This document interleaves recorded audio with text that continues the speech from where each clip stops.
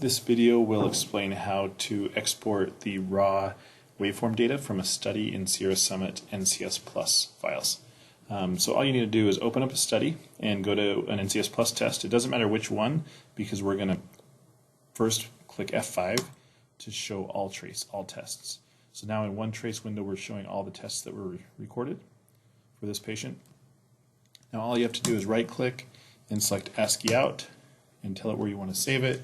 And I'm just going to call this test data 1. And then it's going to be saved as a .csv file. And then just hit save. I've already saved it, so you just hit save there. And that'll save it.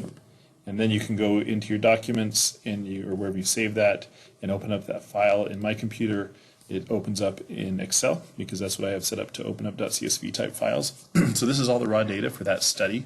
Up at the top, you can see, and we can open up these columns so you can see this. So you have the test name is NCS Plus, patient name, patient ID, test date, then all your traces. So each column is a trace, and then with each trace you have your sensitivity, filters, the time, which is how many milliseconds per sample, how many samples were collected, and then all the samples down below here.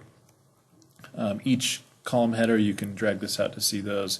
So in this case, this data here is your left median motor wrist APB.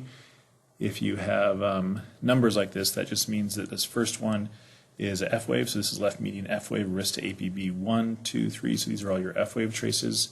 So this is all the traces that were collected for that patient with NCS Plus, and then it's just the raw data point. So this is voltage, and this is your time. You can replot that into another program, but that's just how you can export the trace data from Sierra Summit on a per patient basis or per study basis.